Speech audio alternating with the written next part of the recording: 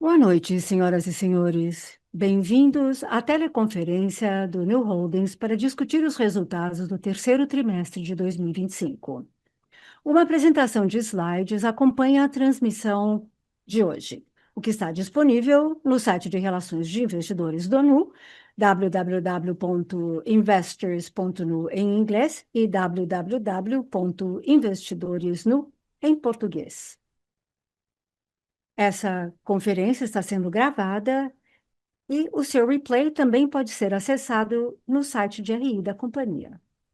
Essa teleconferência também está disponível em português. Para acessá-la, basta clicar no ícone do globo no canto inferior direito da sua tela do Zoom e, em seguida, escolher entrar na sala de português.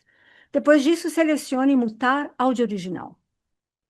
Para acessar a nossa teleconferência em português, novamente, clique no ícone do globo do lado inferior direito da sua tela Zoom e selecione a opção Sala em Português. Ao acessar a nova sala, lembre-se de mutar ou silenciar o áudio original. Informamos que todos os participantes estarão em modo somente de escuta. Vocês poderão enviar suas perguntas online a qualquer momento hoje, usando a caixa de perguntas e respostas no webcast.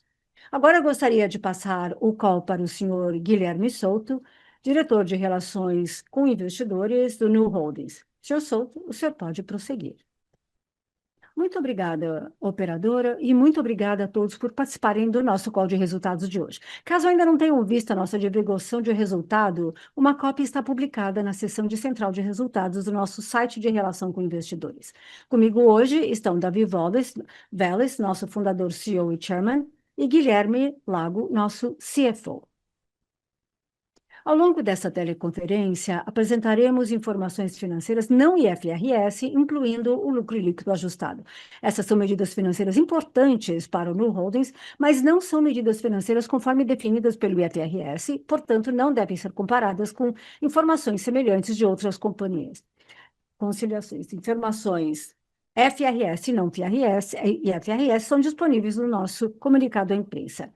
Salvo indicação ao contrário, todas as taxas de crescimento estão uma base neutra em relação ao câmbio ano a ano. Gostaria também de lembrar a todos que a discussão de hoje pode incluir declarações prospectivas que não são garantias de desempenho futuro e, portanto, não deve-se depositar confiança indevida nelas. Essas declarações estão sujeitas a inúmeros riscos e incertezas que podem fazer com que os resultados reais difiram significantemente das expectativas da empresa. Consulte a divulgação de declarações perspectivas no comunicado de imprensa sobre os resultados da empresa. Agora eu passo para o Davi. Olá a todos e muito obrigada por se conectarem conosco hoje. No terceiro trimestre de 25, efetivamente todas as nossas métricas continuaram a crescer, reforçando a nossa posição como um banco digital líder na América Latina e uma das plataformas líderes de fintech globalmente. Nossa base de clientes cresceu para 127 milhões de clientes, com mais de 4 milhões de adições líquidas no trimestre, enquanto mantendo uma taxa de atividade acima de 83%, um claro reflexo do profundo envolvimento que continuamos a construir com nossos clientes.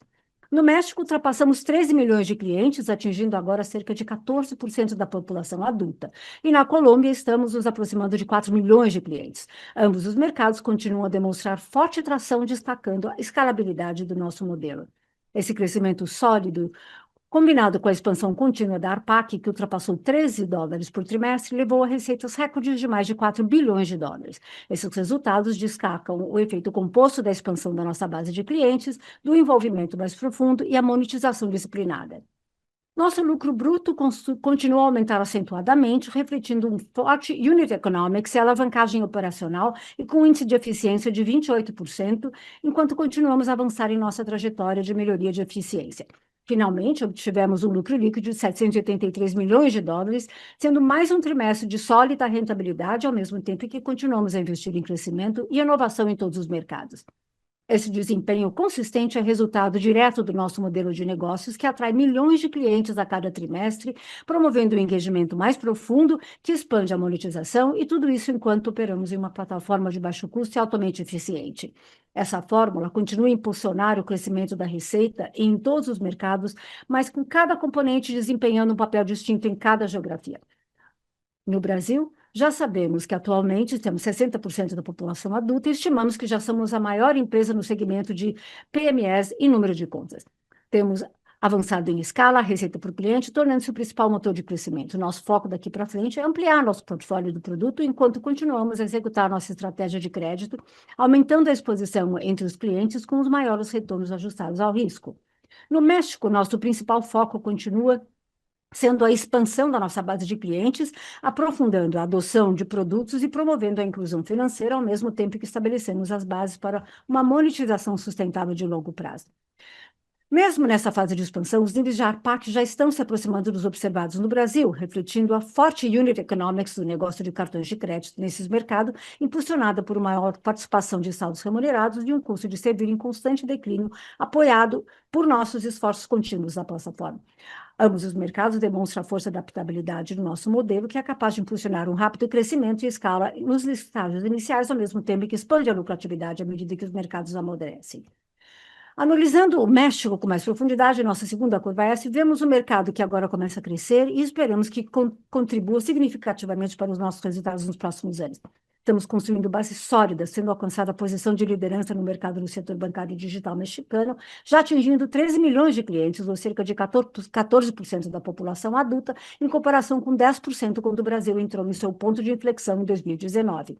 Mesmo com um portfólio de produtos ainda amplamente centrado no cartão de crédito, a ARPAC já atingiu $12,5, refletindo o forte engajamento dos clientes e um unit economics favorável nesse produto no México. No uso dos custos, o custo de servir já está abaixo de $1 e os recentes ajustes nos yields dos depósitos estão começando a refletir o nosso custo de captação. Olhando para o futuro, continuamos acumulando novas curvas em S com foco em disciplina. Embora o Brasil e o México continuem sendo nossas principais prioridades, para onde direcionaremos a maior parte dos nossos recursos e esforços em execução, também vemos opcionalidade transformacional nos Estados Unidos após nosso pedido para a licença bancária nacional, uma medida que pode abrir novas oportunidades ao longo prazo, à medida que continuamos totalmente focados em novos mercados principais. À medida que continuamos a expandir em todos os mercados, também estamos construindo a próxima geração da nossa plataforma, redefinindo a forma como operamos. Vários investidores questionam sobre essa nossa estratégia de IA. A nossa visão é tornar-nos uma empresa que privilegia a IA, o que significa integrar profundamente modelos básicos nas nossas operações para impulsionar uma interface nativa de IA para o banco, criando simultaneamente benefícios significativos, tanto para o cliente quanto para o nosso negócio. Para o nosso cliente, a IA está aprimorando nossa compreensão de cada indivíduo e suas necessidades financeiras, permitindo-nos oferecer recomendações personalizadas e ofertas de produtos que são proativos no momento certo. Ela também profissionalizará a maneira como as pessoas interagem com o Nubank através de vários canais adicionais que incorporam interfaces de usuários convencionais. Acreditamos que há uma oportunidade muito importante para incluir fluxos de trabalho de agentes da maioria dos produtos e serviços, melhorando a experiência do cliente em todos os aspectos. Para o nosso negócio, o IA está fortalecendo a forma como gerenciamos riscos e escalamos com eficiência. Isso vai trazer uma solução financeira mais segura e precisa, reduzindo perdas de crédito e fraudes, possibilitando estratégias de cobranças personalizadas, gerando melhores recuperações. Ao mesmo tempo, está aumentando a produtividade em toda a empresa, desde operações mais enxutas até ciclos de desenvolvimento mais rápidos e maior rendimento de engenharia. Quando reunimos tudo isso, tornar-se AI first significa acelerar nosso flywheel, escalando para oferecer produtos de maior qualidade a custos mais baixos, liderando todo o valor da operação do Open Finance, aprofundando-se cross-selling e penetração de produtos, abrindo novas fontes de receita, tudo isso enquanto optimizamos os preços e entregamos valor superior. Mas IA não é apenas uma palavra na moda para todo mundo. Acreditamos que o Nubank está numa posição única para transformar, para se tornar AI first e líder no uso de AI em serviços financeiros. Desde o início, sabíamos que a tecnologia e os dados seriam nossa maior vantagem competitiva. Ser nativo na nuvem e totalmente construído em uma arquitetura moderna nos permite simular, experimentar, treinar e implantar modelos básicos em escala, juntamente com a nossa comprovada capacidade de atrair talentos de nível internacional. Isso nos coloca à frente dos bancos tradicionais e dos concorrentes regionais de fintech. Nos últimos 12 a 15 meses, desenvolvemos o Newformer, nossa abordagem proprietária para a construção de modelos grandes e generalizáveis com base em arquiteturas avançadas e transformadores e princípios de aprendizagem autossupervisionados, semelhante aos que alimentam LLMs da classe mundial. Esses modelos fornecem uma compreensão mais profunda do comportamento dos clientes e podem ser implantados em nossos mecanismos críticos de risco e personalização.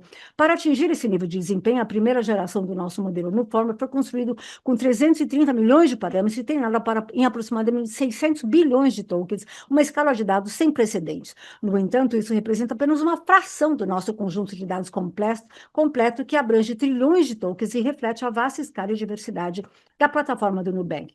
Nosso modelo de negócios, com a principalidade em seu núcleo, gera um repositório profundo de dados transacionais e comportamentais de alta qualidade, o que nos dá uma vantagem distinta, permitindo que o Nuformer aprenda a partir de contextos mais ricos e fortaleça continuamente o seu poder preditivo.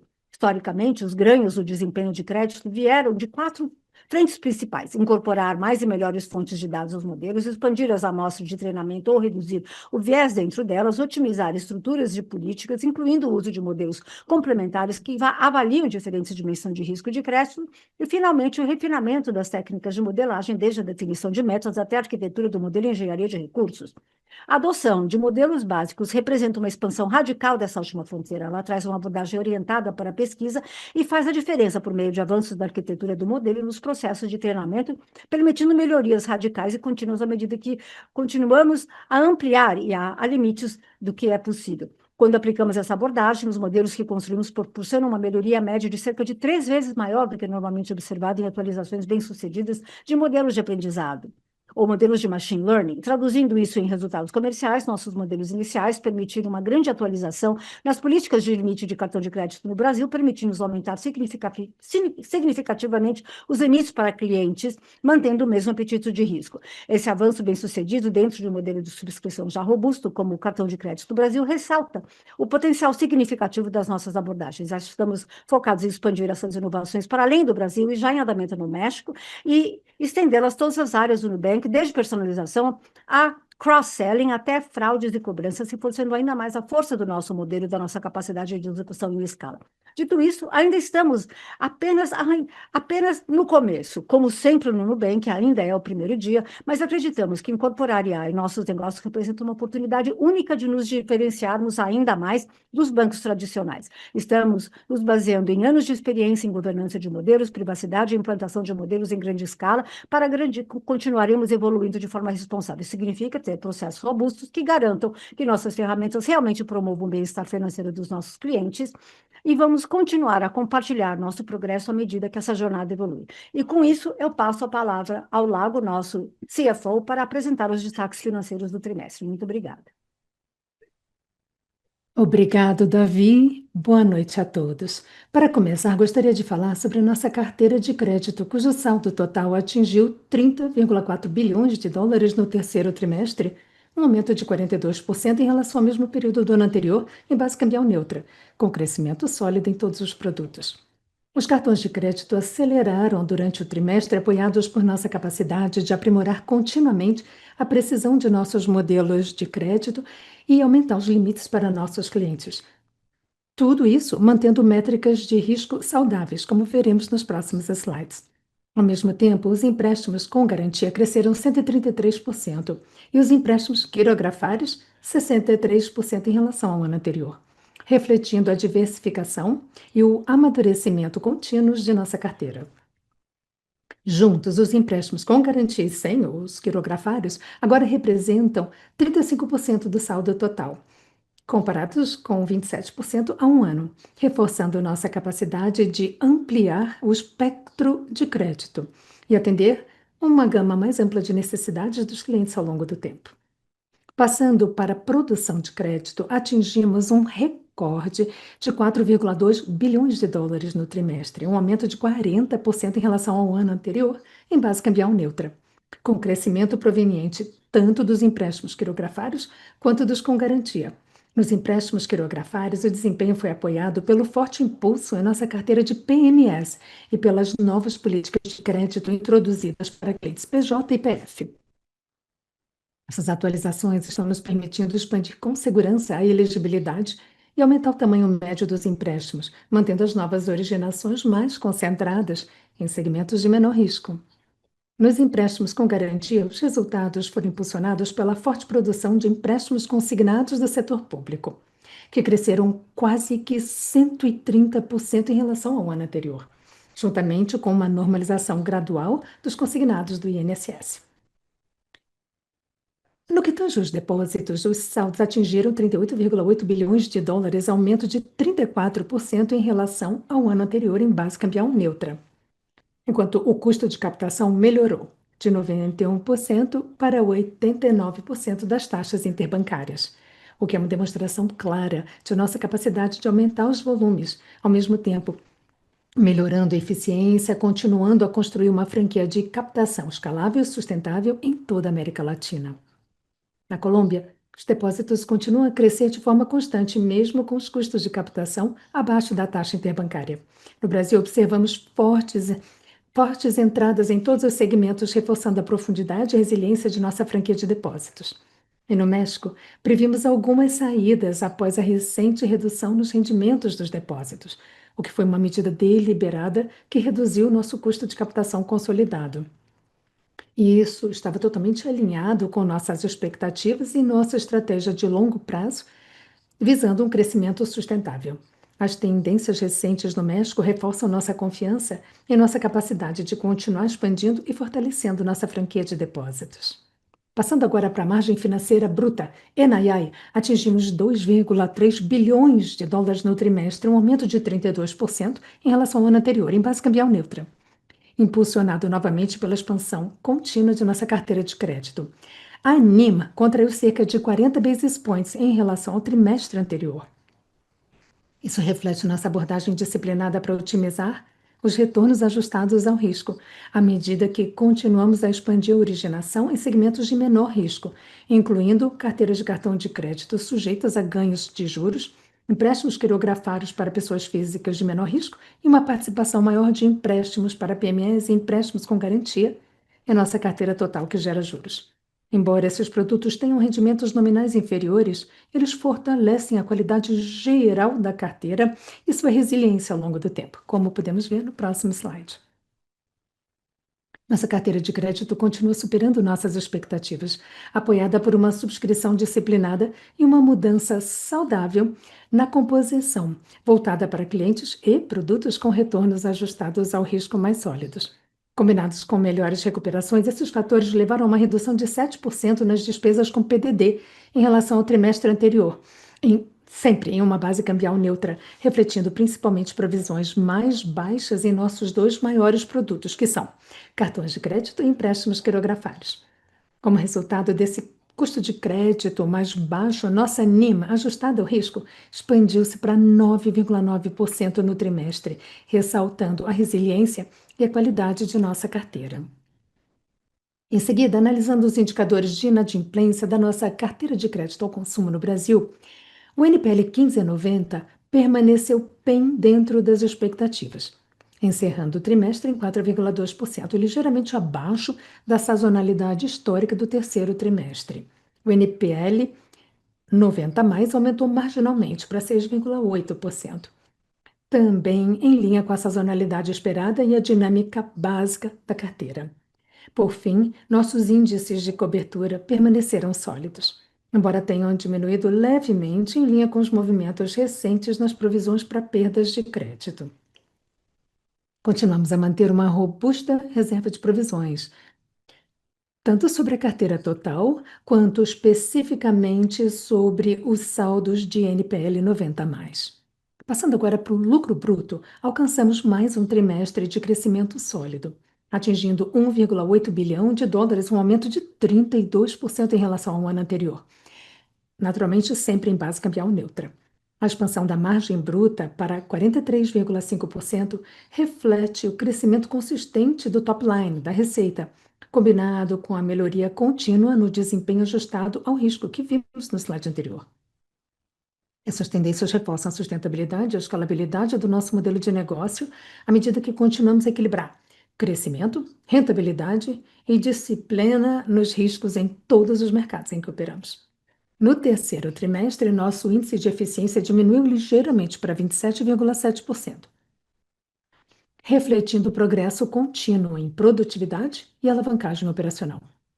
No entanto, continuaremos a investir de forma intencional e estratégica para nos tornarmos a maior e mais amada instituição financeira de varejo na América Latina. Esses investimentos estão totalmente alinhados com nossa estratégia de criação de valor de longo prazo, mesmo em que criem pressão de curto prazo sobre os custos. Isto posto, a tendência estrutural permanece clara. À medida que crescemos, o aumento da receita e a gestão disciplinada dos custos continuarão a trazer ganhos de eficiência e expansão nas margens. Agora, para concluir, alcançamos um lucro líquido recorde de 783 milhões de dólares e um ROI recorde de 31%, um aumento de 39% em relação ao ano anterior, em base cambial neutra. Alcançamos esses resultados enquanto continuamos a apresentar um forte crescimento operacional, sempre colocando nossos clientes no centro de tudo o que fazemos, oferecendo produtos melhores, taxas inferiores e uma experiência excepcional. Esses resultados, de novo, destacam mais uma vez a força e escalabilidade do nosso modelo, assim como a nossa capacidade de combinar crescimento com rentabilidade. Com isso, vamos abrir a sessão de perguntas. Muito obrigado. Iniciaremos agora a sessão de perguntas e respostas para investidores e analistas. Caso queira fazer uma pergunta, pressione o botão Raise Hand. Se a sua pergunta for respondida, podem sair da fila clicando em Put Your Hand Down, abaixar a mão. Por favor, limitem-se a uma pergunta e a uma follow-up. Caso tenham outras perguntas, basta entrarem novamente na fila. Perguntas também podem ser enviadas online a qualquer momento, usando a caixa de perguntas e respostas no webcast. Agora eu gostaria de passar a palavra para o senhor Guilherme Souto, diretor de Relações com Investidores. Obrigado, operadora. Poderia abrir a linha de Yuri Fernandes, do JP Morgan? Muito obrigado, Souto. Oi, Davi, Lago. Parabéns pelas entregas. Eu acho que o debate dos investidores aqui, eu gostaria de ouvir a opinião de vocês, está relacionado às suas provisões, Lago. Seu custo de risco foi inferior. Eu acho que vocês estão fazendo uma migração de risco, crescendo mais na renda média no Brasil, com empréstimos com garantia. Na formação de estágio 2, a de estágio 3 melhorou, mas os investidores, eu acho, estão tentando entender as menores provisões nesse TRI, o que ajudou um pouquinho. Poderia nos dar uma explicação para que os investidores entendam o que levou a essas provisões menores? Eu acho que isso nos ajudaria a entender os resultados do trimestre. Muito obrigado e parabéns novamente. Obrigado, Yuri, pela pergunta. Sim, eu acho que a qualidade dos ativos vem sendo positiva nos últimos 2 trimestres. Nesse TRI, nós também vimos a qualidade dos ativos com desempenho melhor que as expectativas, ligeiramente melhor que as expectativas. Também tivemos alguns efeitos das políticas que nós intensificamos agora nos últimos 3 a 4 trimestres, de reativar os clientes no Brasil que não tinham ou que tinham inadimplência conosco e agora que pagaram a dívida, eles podem receber outra oportunidade de crédito, ou que melhorou materialmente os níveis de recuperação. E, finalmente, nós vimos através de machine learning e da tecnologia de IA preditiva, aquela modelagem que o Davi mencionou, a capacidade de termos mais precisão em algumas técnicas de modelagem de crédito. Então, o que você viu em termos de qualidade dos ativos financeiros terem melhorado, ainda assim, gostaria de chamar sua atenção, Yuri, para, deixa eu ver aqui o slide 17. Podemos ver que a taxa de cobertura que temos, as taxas de índices de cobertura estão bastante boas, envolvendo todo o saldo do NPL 90+. Vamos ver como é que vai ser isso. Mas agora já estamos no meio do 4º trimestre, estamos em 13 de novembro. Continuamos a ver a qualidade dos ativos desempenhando relativamente bem. Então, basicamente, esse é o pano de fundo para a evolução do SL, das perdas esperadas de crédito. Super entendido, obrigado, lá.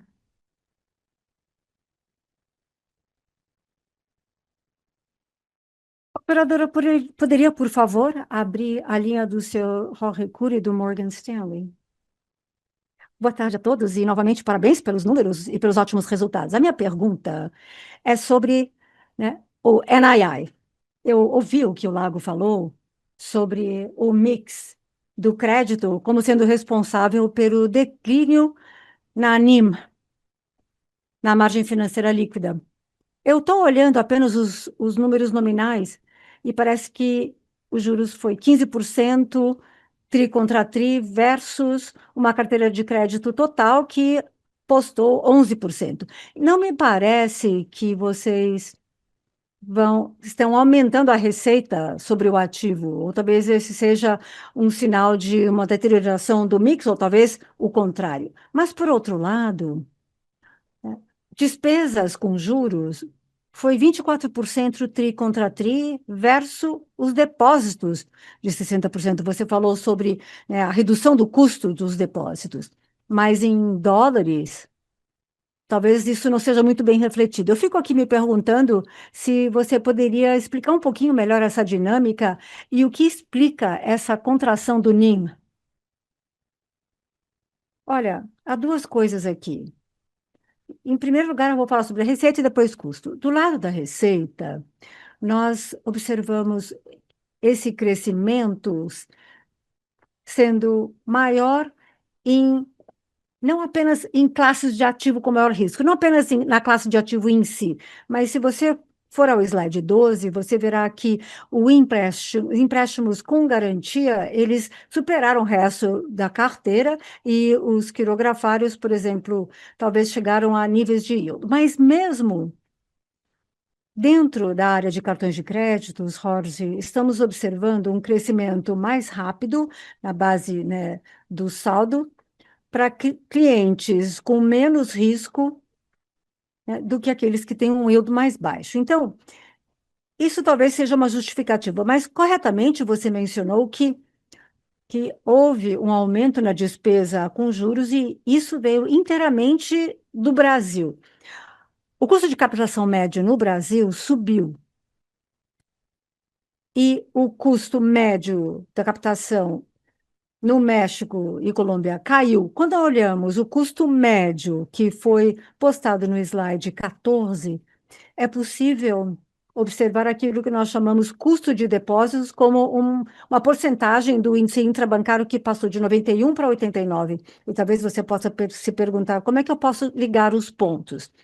Se você diminuir o custo de funding expresso como uma porcentagem das taxas bancárias, como é que isso pode ser expresso também no aumento dos outros custos? Porque o pedaço que sobe é aquilo que está denominado em moeda brasileira, em reais, que está sujeito a taxas de juros mais altas, como o Selic de 15%. Portanto, a média ponderada do custo de captação é uma porcentagem do índice interbancário, como vocês veem aqui, esse 14 que caiu, mas as despesas gerais com juros, do ponto de vista de dólares, caiu um pouco. Portanto, a combinação de menor yield, que, na verdade, tem uma base de captação maior no Brasil, comprimiu esse índice no trimestre, que é o que está refletido no slide 15, que passou 17,7 para 17,3.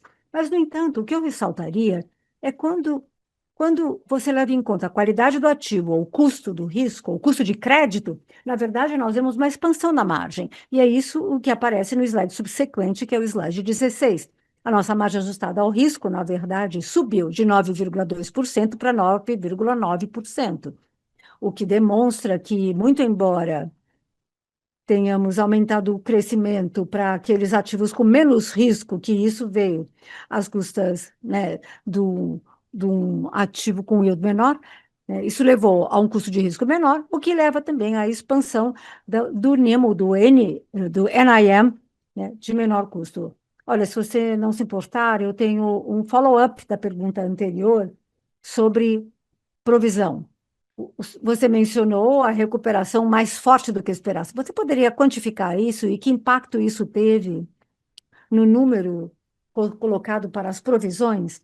nós não estamos revelando esse impacto, Rocha, porque basicamente é simplesmente a adição das recuperações, principalmente daqueles clientes que foram reativados nesses últimos trimestres. Esse é um programa que estamos realizando, oferecendo a essas pessoas uma segunda oportunidade para aqueles clientes que ficaram inadimplentes alguns anos atrás e que conseguiram saldar suas dívidas totalmente. Portanto, essa recuperação tem sido mais elevada do que aquilo que havíamos esperado, mas não estamos agora, né, revelando toda a recuperação adicional advinda desse programa. Muito obrigada e parabéns pelos números. Operadora, por favor, abra a linha do senhor Pedro Leduc, do Itaú BBA. Olá, boa noite a todos e muito obrigada por acatarem minhas perguntas. Se eu puder, eu tenho uma pergunta sobre cartões de crédito nesse último trimestre, pois nós observamos um aumento dos limites concedidos.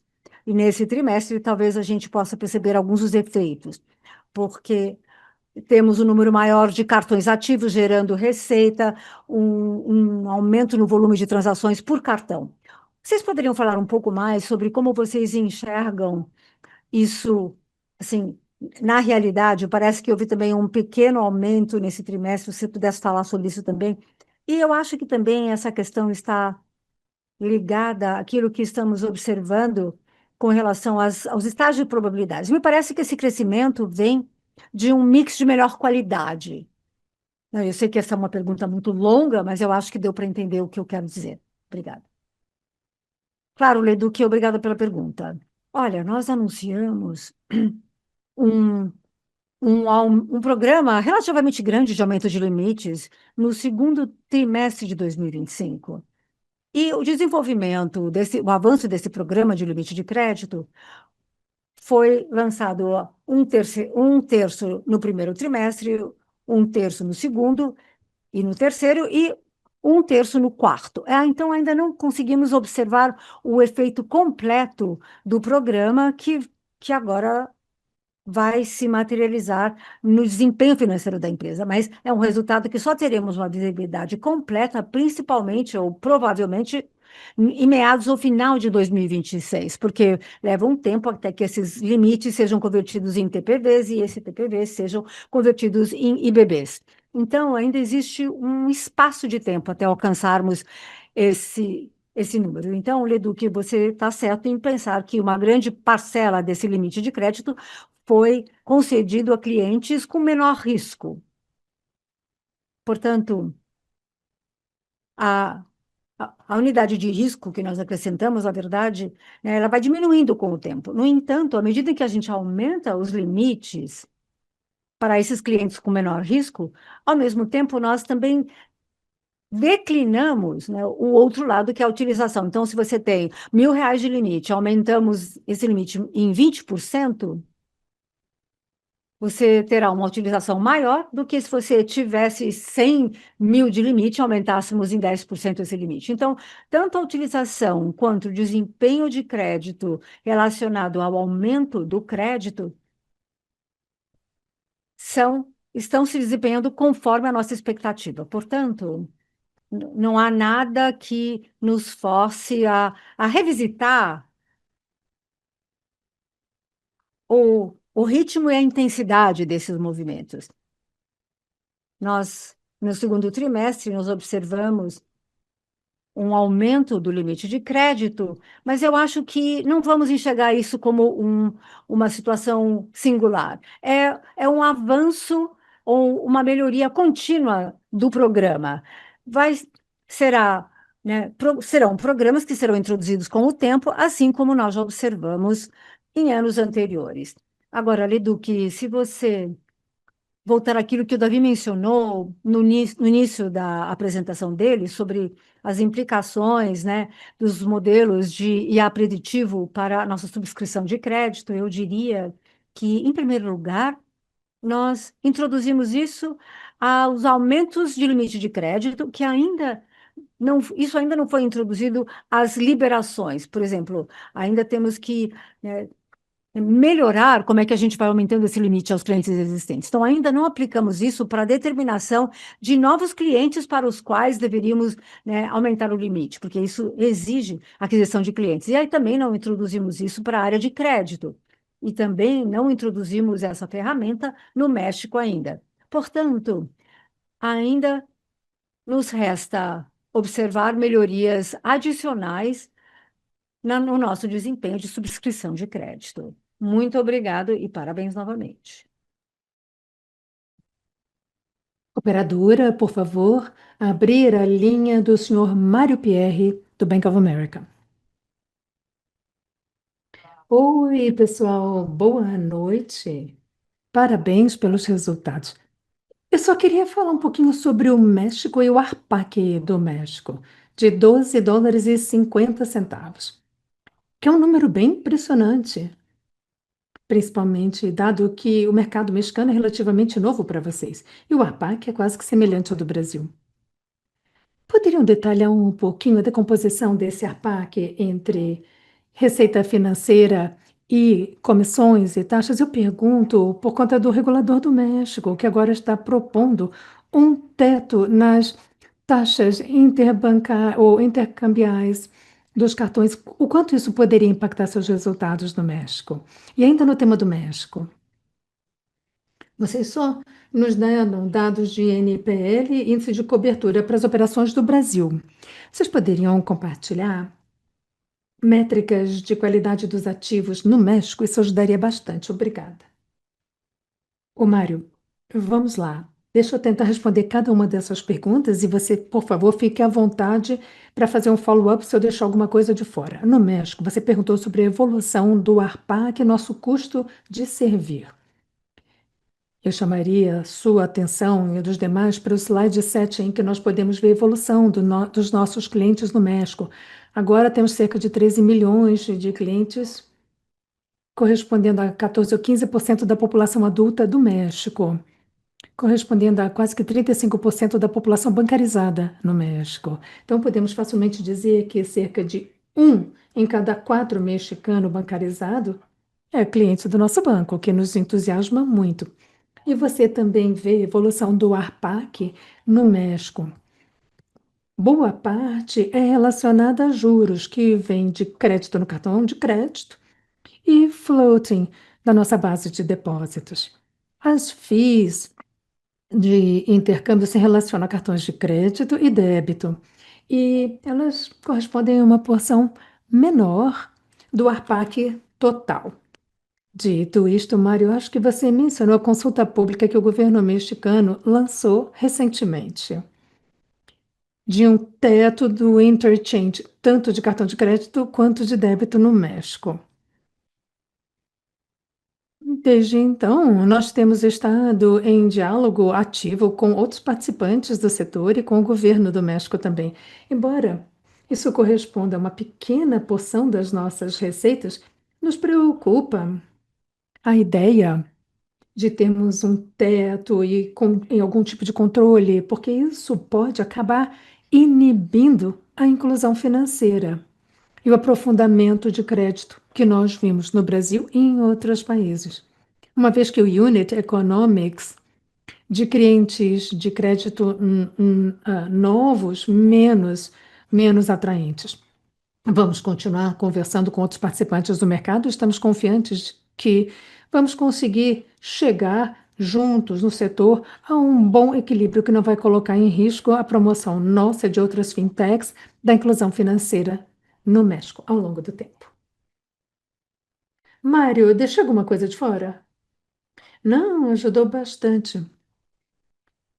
E só para esclarecer, Lago, quando você diz que as comissões são uma pequena percentagem, seria o quê? 15, 20%? Alguma coisa que você possa nos dar? A gente não dá essa decomposição, mas se você olhar os demonstrativos financeiros que postamos lá no regulador do México, acho que você vai ter um bom substituto desses componentes para nós. Mas eu acho, Mário, olha o seguinte. Vamos assumir que o interchange corresponde a uma pequena porção. Se você colocar um teto nisso, Na ordem de grandeza proposta pelo governo, o mix de negócios que nós temos, uma porção significativa dos novos clientes, aqueles que traríamos da informalidade para o banco, podem ser comprometidos. Então, nós acreditamos que é nossa obrigação, é nosso dever poder compartilhar isso claramente com os grupos de interesse no México, para continuarmos a incentivar a competição e a inclusão financeira. E a segunda parte da minha pergunta foi sobre o NPL no México. À medida que o México vai se tornando mais relevante, vocês vão informar a inadimplência para o grupo total, ao invés de só para o Brasil? Há algum comentário sobre como que a inadimplência está se comportando no México e a recuperação? Sem dúvida, nós esperamos, à medida que o México vai ganhando relevância no nosso portfólio de crédito total, nós vamos começar a informar de forma mais granular a qualidade dos ativos. Isso ainda corresponde a menos de 10, 15% da nossa carteira de crédito total, mas certamente estamos dispostos a informar isso. Qualidade e desempenho dos ativos no México têm sido relativamente bons, uma boa história para nós. Esperamos. Bom, tivemos 2023 e 2024, foram períodos de aperfeiçoamento do modelo. E nos últimos 12 a 18 meses, o que nós vimos é uma aceleração relativamente forte do crescimento da nossa carteira de crédito no México, crescendo a um ritmo de 15 a 17% em base anualizada. Mas mais do que o crescimento de top line, o tamanho da carteira, a qualidade do ativo vem desempenhando de forma alinhada e às vezes até melhor do que o esperado. Recentemente, lançamos o produto de empréstimo no México. Temos trabalhado principalmente com cartão de crédito e os empréstimos vão muito bem no México. Eu não ficaria surpreso se, diferente do Brasil, em algum momento os empréstimos se tornem um negócio ainda maior para nós no México do que os cartões de crédito. Então, o lado esquerdo do balanço, eu acho que se expandiu muito bem, tanto em quantidade quanto em qualidade. E o lado direito do balanço, como você deve ter visto, Mário, nós temos redesenhado, reprecificado sequencialmente os depósitos. E isso levou a uma queda substancial no custo de captação do México e ainda assim preservando o que nós vemos muito intensamente lá, que é uma principalidade bancária, transacionalidade, ativação da maior parte dos clientes. Tudo isso vem aumentando. Nós estamos num recorde de transacionalidade lá. Então, estamos entusiasmados com o México, com o que vimos até aqui. Ainda estamos muito no início, mas como o Davi mencionou, parece que isso vai ser tão forte quanto, ou até mais forte que o negócio no Brasil. Obrigado, Lago. Olha, é realmente impressionante a rapidez e a rentabilidade com que estão crescendo no México. Muito obrigado. Operadora, por favor, abra a linha de Marcelo Mezarri, do Bradesco BBI. Oi, pessoal. Obrigado pela oportunidade de participar. Minha pergunta tem a ver com o custo do crédito, para entender o que faz com que o custo de crédito caia. Como o Lago falou, existe uma campanha para recuperar, para trazer de volta clientes. Já estamos vendo o número de cartões ativos aumentando.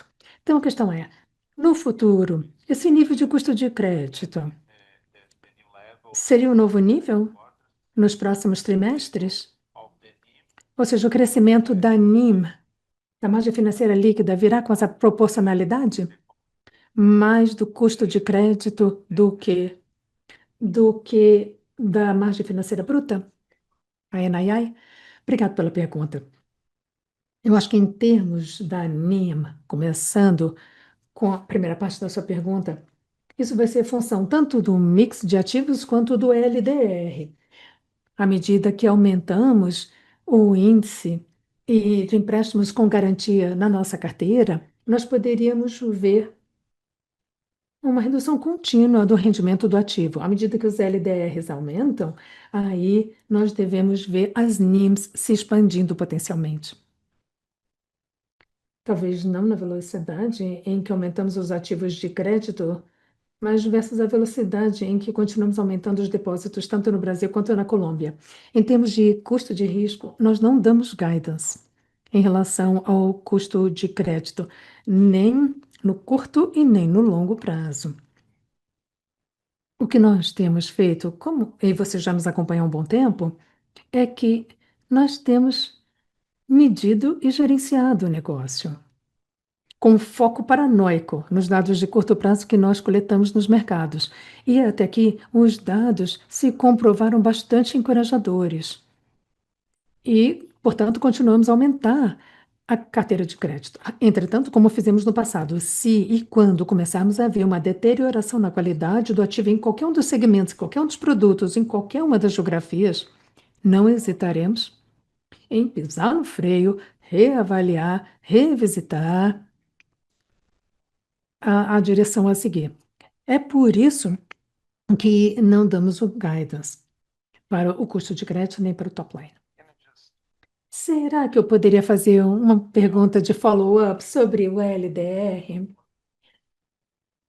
Olhando o que está acontecendo no México, será que faria sentido vermos como parte da rentabilidade vindo do LDR, desse índice crédito-depósito?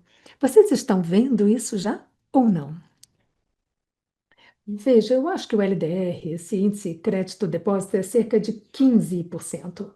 Então, em muitos respeitos, é, nós somos uma instituição financeira mais líquida na região.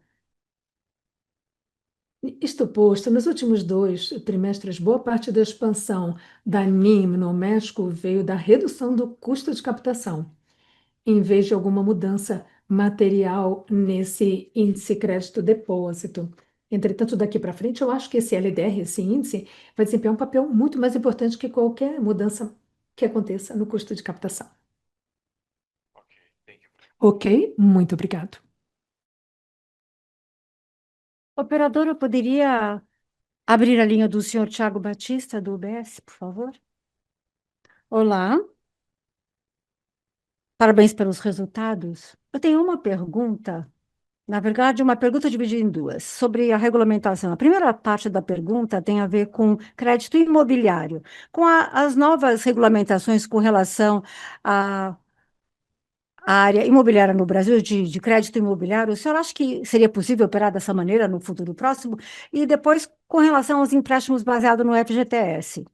Com as mudanças que nós vimos, vocês acreditam que o FGTS, que os empréstimos do Fundo de Garantia serão reduzidos de uma forma significativa? Obrigada pela pergunta. Nós olhamos o ritmo dos empréstimos imobiliários no Brasil por diversos ângulos, inclusive pela principalidade.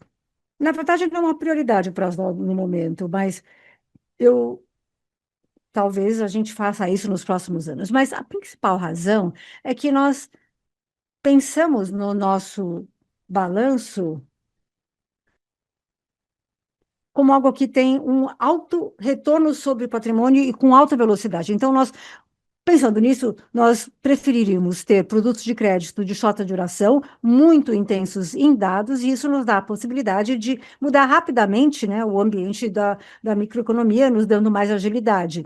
E a parte de empréstimo imobiliário é o oposto disso, né, porque isso, né, precisa de funding de longo prazo. Então, esse tipo de raciocínio não tem muito a ver com os produtos que nós queremos oferecer. E talvez no futuro a gente possa fazer uma parceria com alguém que queira fazer isso, mas no momento não é uma prioridade nossa. Com relação ao FGTS e a regulamentação, olha, eu acho que essa regulamentação irá desacelerar a originação do FGTS, irá reduzir a sua originação. Agora, com relação à nossa carteira, não vai ser realmente muito significativo. Isso afeta o FGTS, mas isso não vai realmente afetar o crescimento da nossa carteira ao longo do tempo. Muito obrigada. Operador, poderia abrir a linha do senhor Gustavo Schroeder, do Citi? Olá, parabéns novamente pelos resultados. E obrigado por pegarem minhas perguntas. Acho que grande parte das minhas perguntas já foram respondidas, então eu tenho apenas um follow-up. A primeira pergunta é que eu gostaria de ter uma melhor compreensão sobre a qualidade do ativo. O EBIT teve o menor SL. Então, a despeito dessas métricas, como o NPL 90 dias ficando estável e o NPL 15,90 melhorando, quanto ao estágio 3 para cartões de crédito e empréstimos, parece que os números aqui continuam a aumentar ou a se elevar. Eu gostaria, então, de entender como podemos conciliar esse aumento nas transferências para um estágio 3 com, digamos, com uma carteira de risco de menor risco, né? Uma carteira de crédito com menor risco e provisões, menos provisões na sua carteira. Gustavo, muito obrigada pela pergunta. Olha, eu acho que, fora aquilo que já mencionamos com relação a um desempenho de qualidade do ativo melhor do que o esperado, principalmente na área de cartões de crédito no Brasil, eu acho que a outra surpresa positiva, eu não diria que foi uma surpresa, mas o resultado de depósitos, depois que tivemos, né, depois de muitos anos de investimento e a nossa capacidade de melhorar a nossa parte de cobrança, fizemos grandes melhorias no Brasil. E eu acho que a partir de então nós vamos também começar a ver boas melhorias no México, principalmente começando no quarto trimestre de 2025. Mas, além disso, isso aqui é simplesmente um desempenho geral da carteira, não há nada atípico e nem anormal com relação àquilo que já observamos nos últimos 2, 3 trimestres e que a gente talvez vá esperar ver nos próximos 2, 3 trimestres, a menos que haja qualquer tipo de mudança significativa no cenário macro.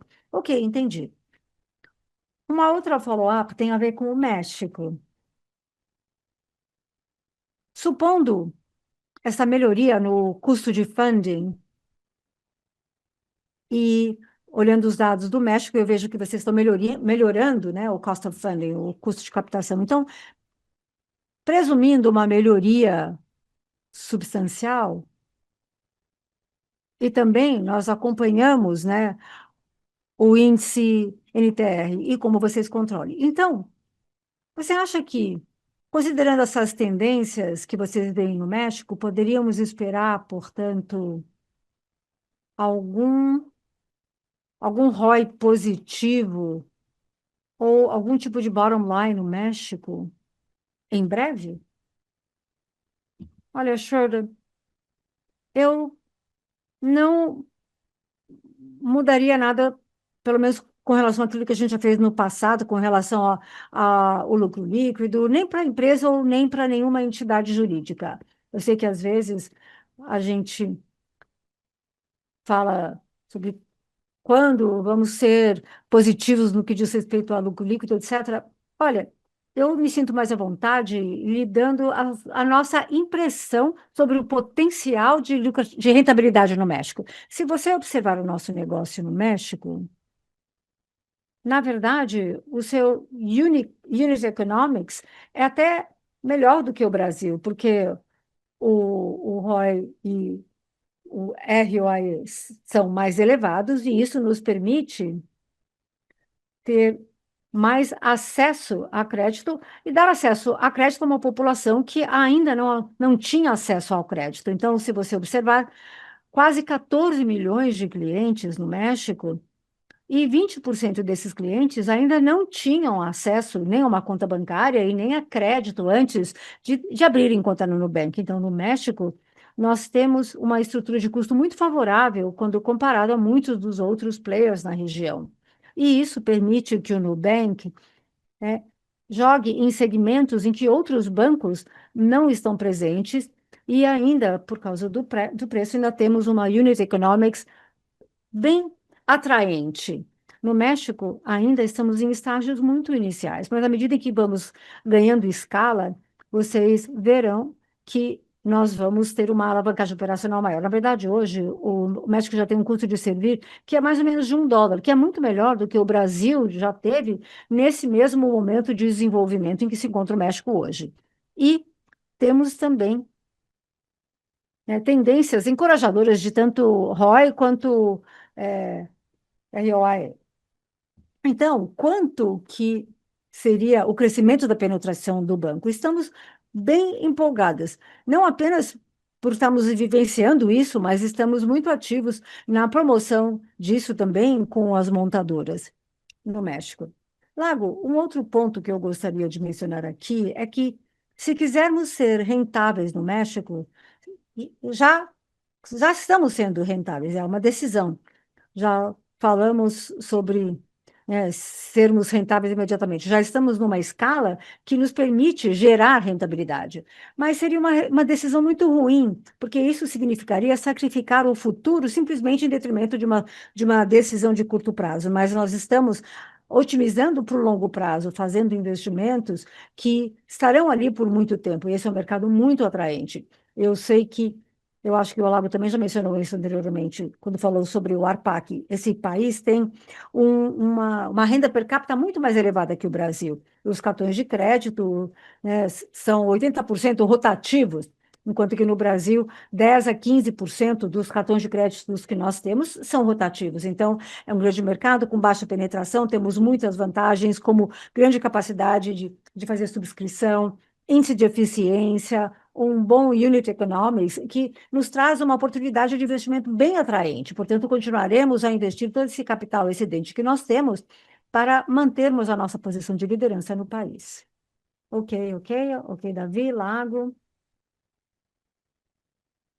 Como eu já disse, nós acompanhamos a sua evolução no México e vemos essas tendências melhorando. É por isso que eu perguntei sobre a rentabilidade potencial acontecendo mais cedo do que eu esperada. Mas muito obrigada pela sua resposta.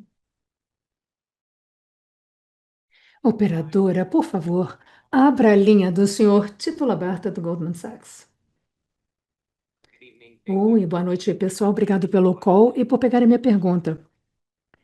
Eu tenho uma pergunta que é um follow-up, Lago, quando você comentou sobre as despesas de juros mais altas por custos de captação mais altos no Brasil, com a Selic estando um pouco mais alta. Só para entender, a Selic média só aumentou levemente no trimestre. Houve algum impacto, talvez, de mais dias úteis no trimestre? E a questão das caixinhas também, isso teve algum impacto? Eu fiquei um pouco surpreso com as despesas financeiras, como elas deram um salto. Tito, você tem razão, houve alguns dias úteis a mais no trimestre, mas isso teria sido igualmente compensado pelas receitas também.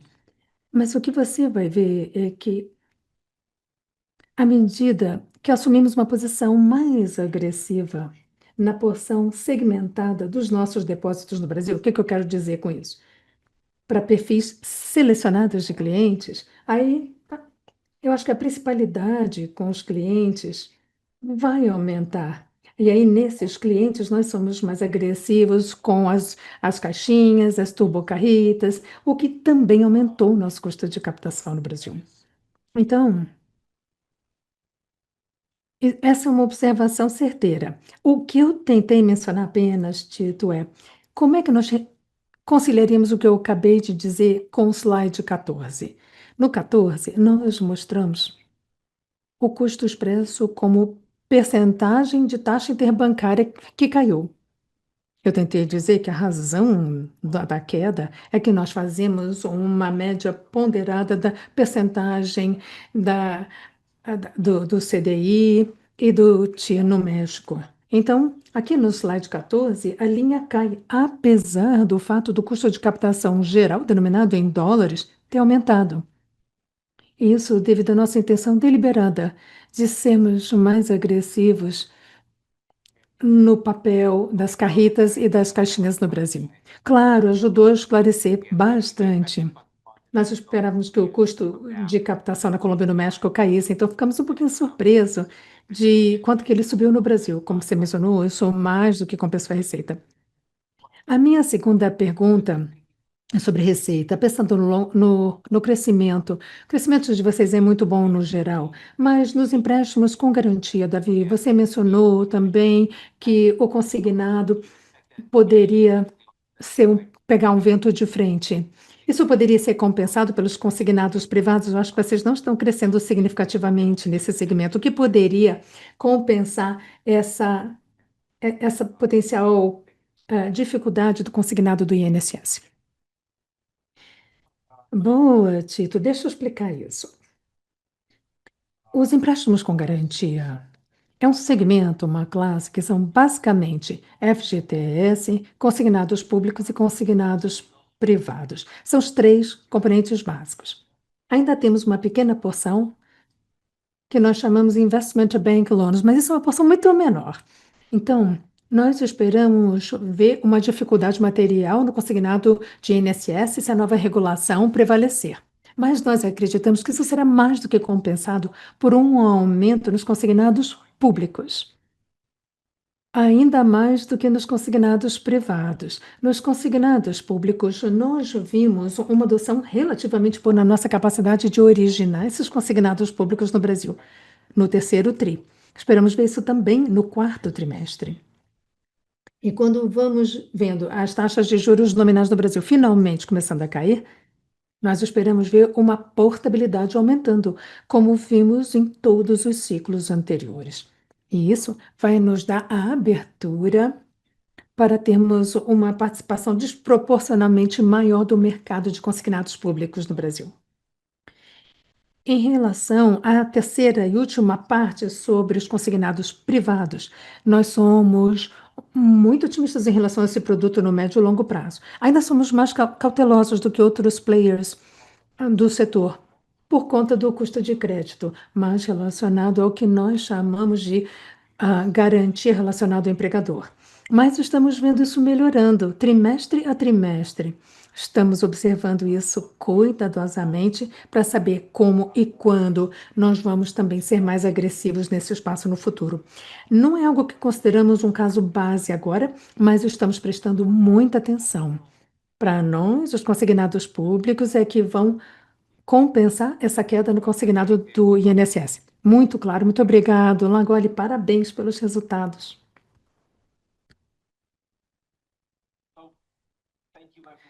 Eu gostaria de agradecer a todos. Já chegamos a 60 minutos dessa sessão, então estamos encerrando a teleconferência. Em nome da Anu Holdings e da nossa equipe de relações com investidores, quero agradecer imensamente pelo seu tempo e participação na nossa teleconferência de resultados de hoje. Nos próximos dias daremos continuidade às perguntas recebidas hoje que não pudemos responder. Não hesitem em entrar em contato com a nossa equipe se tiverem mais perguntas. Muito obrigado e tenham uma boa noite.